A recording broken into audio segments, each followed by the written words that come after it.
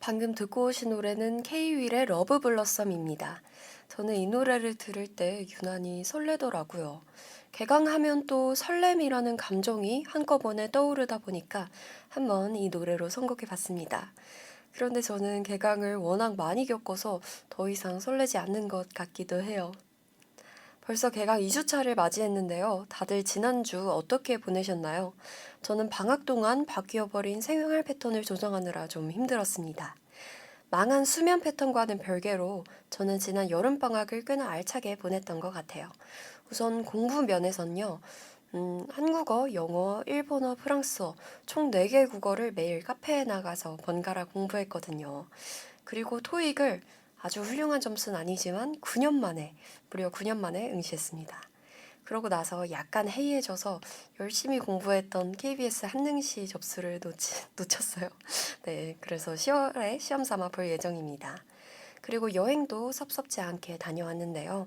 저도 나름의 코로나를 겪었던지라 그동안 여행을 아예 못 가봤었거든요. 이번 여름에는 도쿄나 가평, 부산, 김해 등 재밌는 곳을 많이 다녀왔습니다. 네, 졸업 예정자의 객기라고나 할까요? 네, 이렇게 저는 공부와 놀기, 두 마리 토끼를 잘 잡은 방학을 보내고 개강을 맞이했습니다. 저는 이번 학기부터 초과 학기라서 마지막 학교 생활을 불태우고 졸업을 할 예정입니다. 네, 사담이 좀 길었죠. 저는 이번 학기 F마추스 라디오를 진행할 애쉬비 아나운서 김현지입니다. 왜 F마추스 라디오냐면요. 제가 저번에 MBTI 검사를 했는데 T가 93%가 나왔어요. 네, 그런 말이 있잖아요. 오렌지 주스도 뭐 오렌지 몇 퍼센트 들어가 있는데 오렌지 주스다. 네, 저도 F가 7% 정도 함유돼 있으니 F마추스인 게 아닐까 해서 제목을 이렇게 지어봤습니다. 저희 F마추스 라디오에선요, 학우분들의 고민을 애쉬비 인스타그램으로 받아서 상담을 해드리는 그런 콘텐츠를 진행하고 있고요.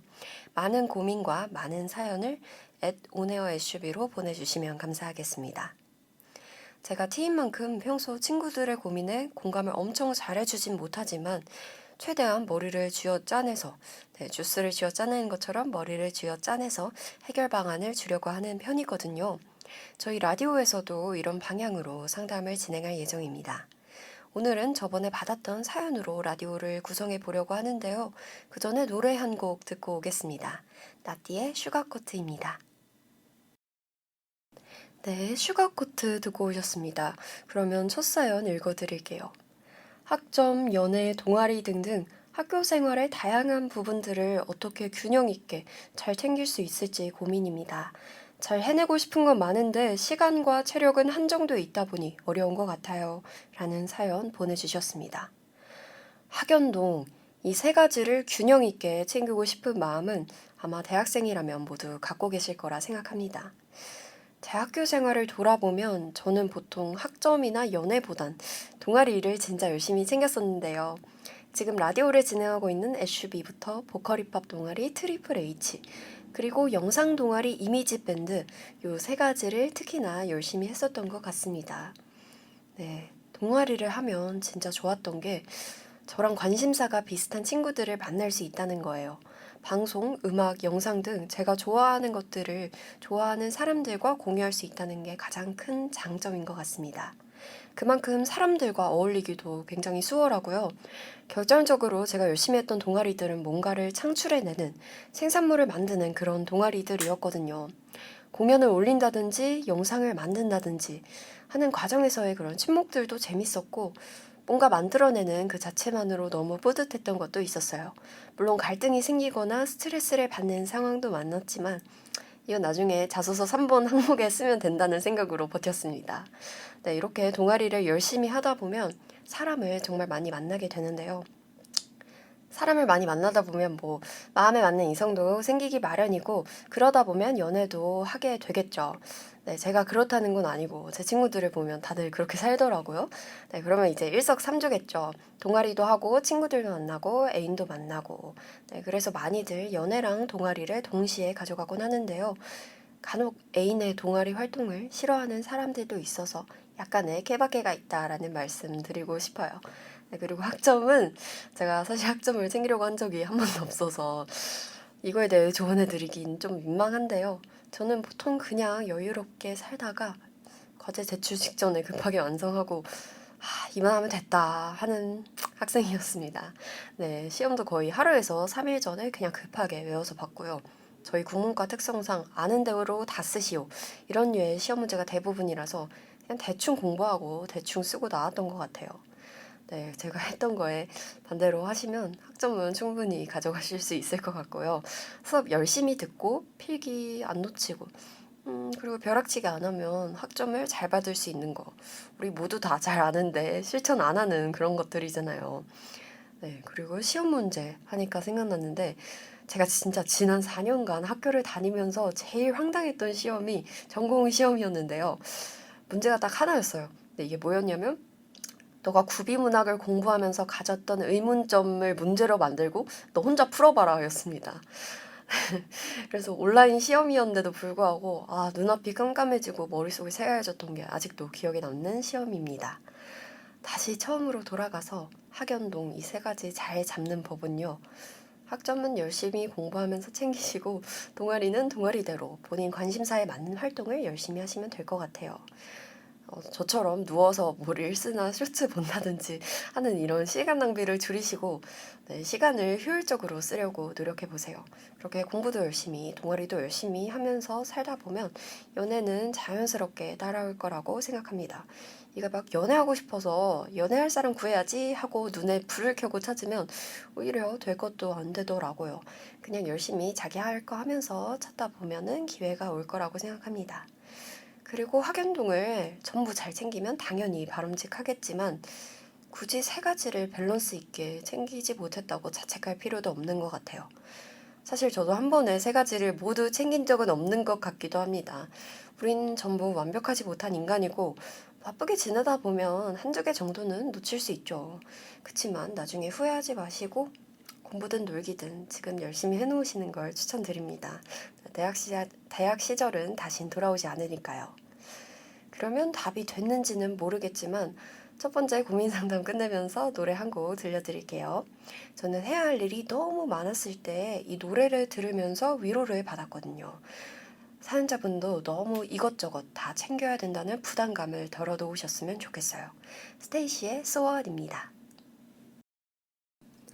네, 스테이시의 So What 듣고 오셨습니다. 그러면 이제 두 번째 사연으로 넘어가 볼 텐데요. 사연 읽어드리겠습니다. 네, 20년도에 입학하고 이번에 전역해서 입학 7학기 만에 대면으로 학교를 다니게 됐습니다. 걱정이에요 라고 적어주셨습니다. 비운의 코로나 학번이시군요. 진짜 제가 봤을 때 20학번이 제일 안타까운 학번인 것 같아요. 일단 놀아야 될 1, 2학년 때 코로나가 가장 심했고 이제 코로나가 잠잠해지니까 취업할 때가 됐죠. 처음으로 대면 학기를 다니시는 거면 저의 새내기 시절 기억으로 돌아가서 말씀드리는 게 좋을 것 같아요. 저는 우리 학교가 너무 넓고 길이 복잡하고 경사까지 있어서 수업 끝나고 다음 수업 가야 될 때 너무 힘들었던 게 가장 기억에 남아요. 사실 지금도 익숙하지 않은 곳에 가야 될 때면 네이버 지도를 꼭 켜서 다니곤 합니다.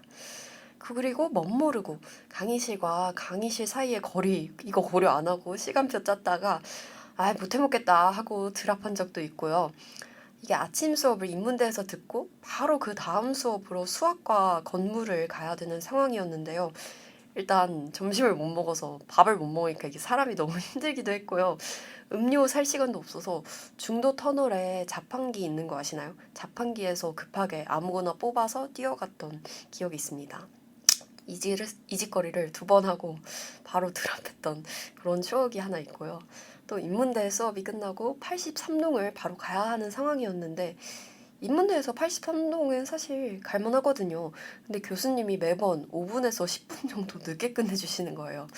이때는 비교적 최근이라 저도 전공을 좀 치워야 했기 때문에 꾸역꾸역 성공했습니다. 네, 근데 사연자분은 저 같은 실수 안 하셨으면 좋겠어요. 그리고 어, 친구가 있으신지 없으신지 잘 모르겠지만 없다고 한번 가정을 해볼게요. 그러면 이제 혼밥을 어디서 해야 하느냐가 굉장히 중요한 문제일 거라 생각하는데 저는 사실 학식은 혼밥을 안 해봤고 그냥 편의점이나 카페 정도에서만 혼밥을 해봤어요. 학식 혼밥을 한다면 우선 그 관정 롯데리아 있잖아요. 거기에 음식점이 좀 여러 개 있는데 뭐 분식점도 있고 뭐 파리바게트도 있고 네, 뭐 그쪽에서 혼밥하는 게 되게 좋아 보였어요. 지나가다 보니까. 네, 그리고 사회대 쪽에 있는 파란 코끼리라는 덮밥집이 있는데 거기도 혼밥하기 좀 괜찮아 보였습니다. 그리고 학생 식당 중에서는 자연 식당이나 농대 식당처럼 그 창가에 혼밥존이 있는 학식이 있거든요. 네, 그런 식당을 추천드리고 싶어요.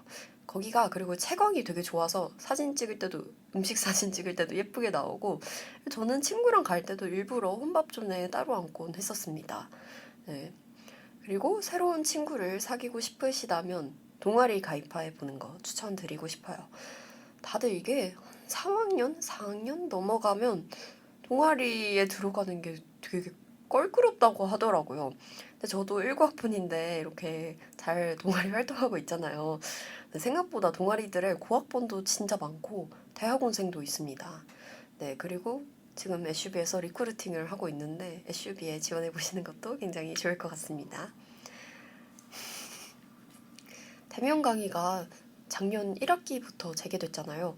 근데 저도 작년 1학기에 휴학을 했던지라 2학기부터 정말 오랜만에 학교를 다녔거든요. 처음에는 저도 좀 무섭더라고요. 나 학교지리 다 까먹었는데, 뭐, 나 같이 밥 먹을 사람 없는데, 혼자 강의 듣기 싫은데, 뭐 이런 걱정을 진짜 많이 했었어요.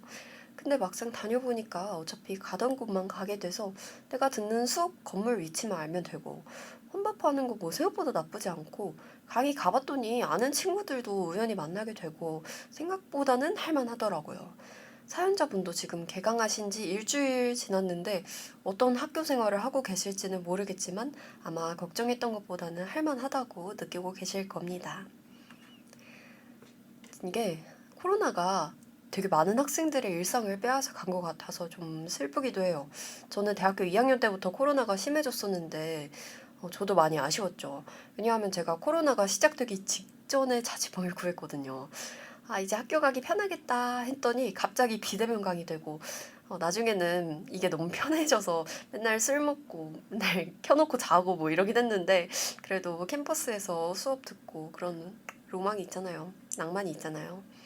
그래도 저는 아이러니하게도 코로나의 시작과 동시에 대학 생활이 이런 거구나를 알아버렸어요. 제가 1학년 때는 통학을 하느라 술자리에도 늦게까지 못 있고 왕복 제가 한 3시간 반에서 비 오거나 눈 오면 4시간 넘게까지 걸렸거든요. 이거를 통학하다 보니까 피곤해서 수업 때도 꾸벅꾸벅 졸고 놀 때도 완전 피곤해하고 뭐 1학년을 그렇게 어영부영 넘긴 느낌이 좀 있어요. 근데 20년도에 자취를 시작하면서 대학 친구들이랑 함께 있는 시간이 늘어나고 저는 대학 친구는 비즈니스 친구다라는 말을 사실 1학년 때까지는 좀 믿었었거든요. 근데 2학년 때 그 믿음이 딱 깨졌죠. 그리고 처음으로 친구네 집에서 자보기도 하고 반대로 우리 집에 친구들을 초대하기도 하고 밤새 놀아보기도 하고 친구들이랑 네, 이렇게 잘 놀면서 시간을 보냈던 것 같습니다. 그래서 코로나였어도 20년도는 저한테 좀 즐거운 한 해였어요. 물론 코로나가 없었다면 훨씬 즐거웠겠죠. 뭐 여행도 가고 다 같이 여기저기 놀러 다니기도 하고 뭐 그랬을 테니까요. 네, 이렇게 저의 이야기를 잠깐 해봤는데 사연으로 다시 돌아와서 사연자분도 코로나 시기 입학하시고 제대하자마자 첫 대면 강의라서 낯선 점이 많으시겠지만 네, 인간은 적응의 동물이기 때문에 분명 학교 다니시다 보면 충분히 익숙해질 거라고 말씀드리고 싶습니다. 네, 그러면 이번 사연은 여기서 마치면서 노래 한 곡 들려드릴게요. 백예린의 스며들기 좋은 오늘. 백예린의 스며듣기 좋은 오늘 듣고 오셨습니다. 그러면 이제 이어서 마지막 사연 들려드릴게요. 너무 좋아서 미치겠는 사람이 있는데 어떻게 다가가야 할지 모르겠어요. 라고 써주셨는데요. 너무 귀엽고 풋풋하죠.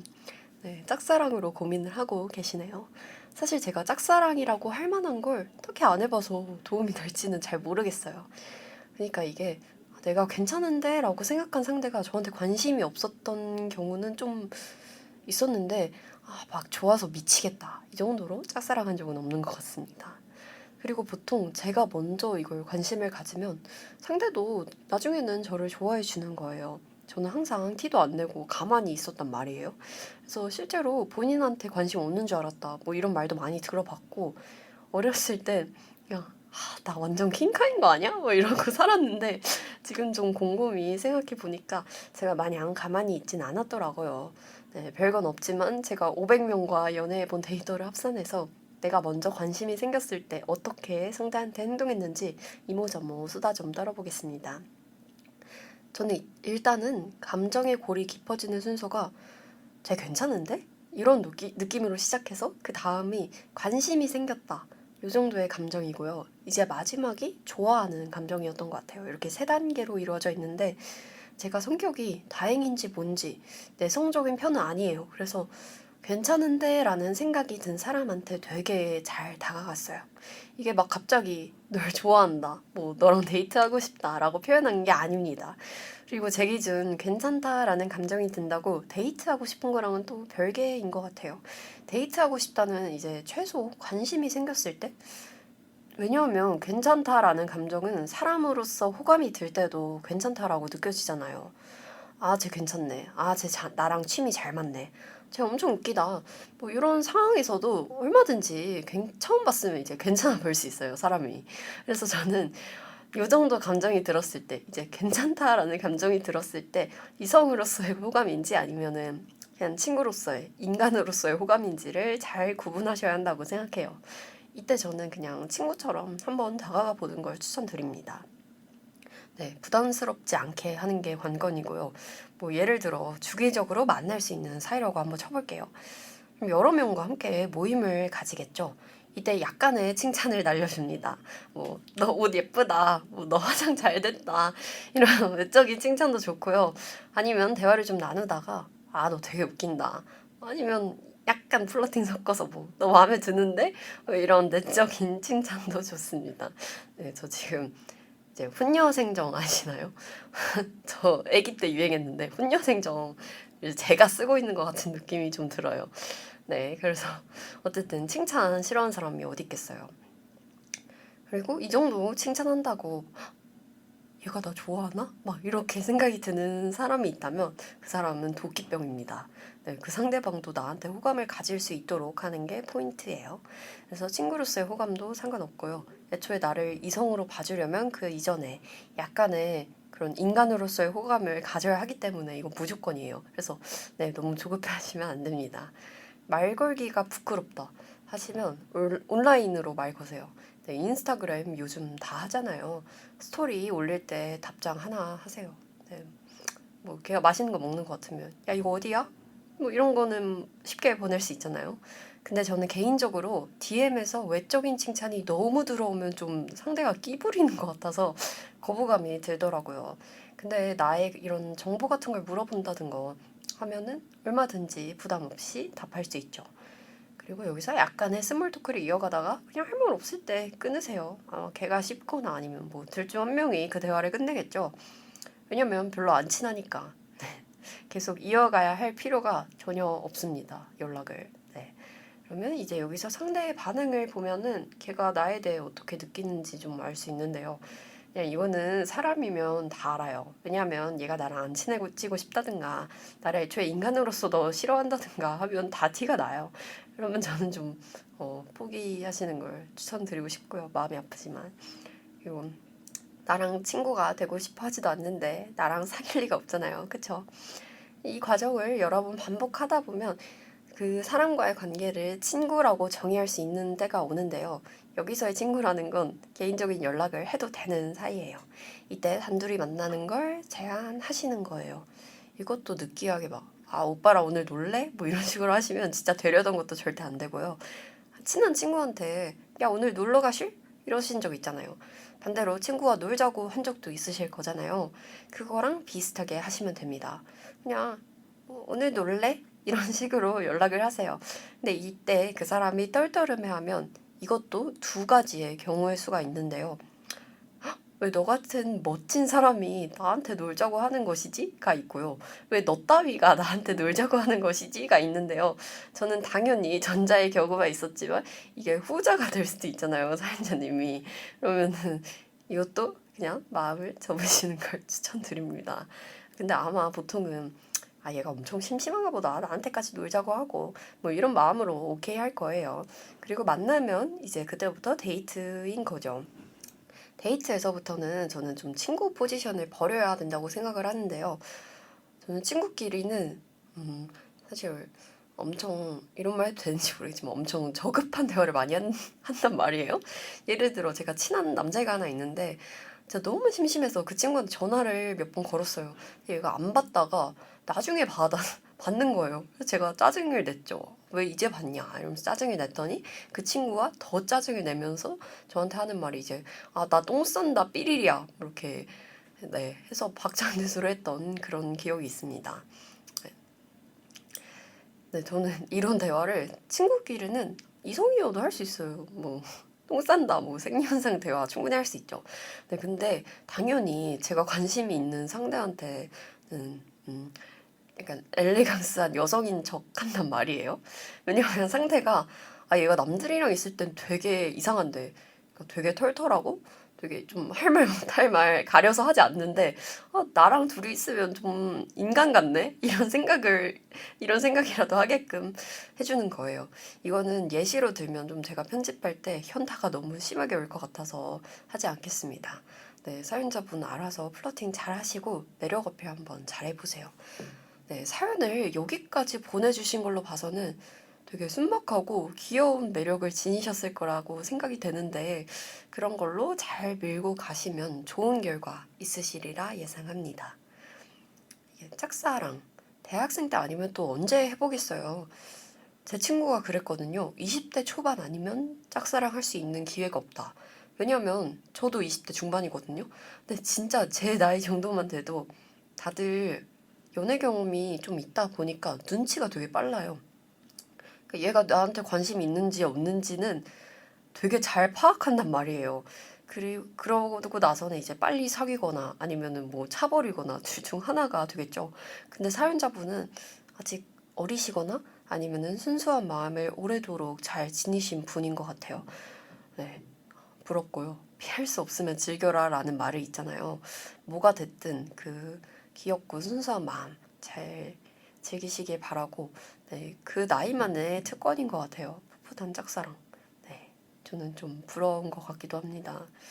그래서 여기서 사연 한번 마무리해 보도록 하고 사연자분을 위한 노래 한 곡 추천드리겠습니다.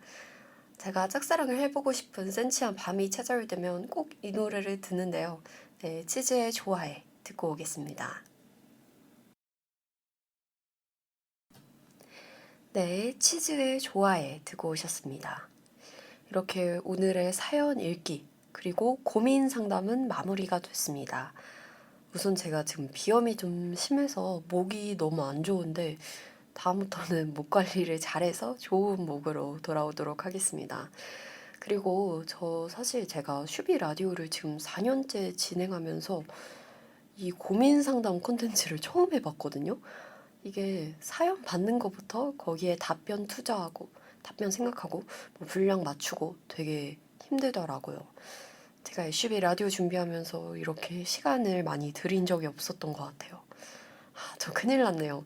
이번 학기에 빡센 수업을 많이 듣는데 그래도 3개의 남은 라디오 잘 마무리하겠습니다. 또 오늘의 사연자분들께 감사한 게 있는데요. 저는 아무도 사연을 안 보내주실 거라고 생각했어요.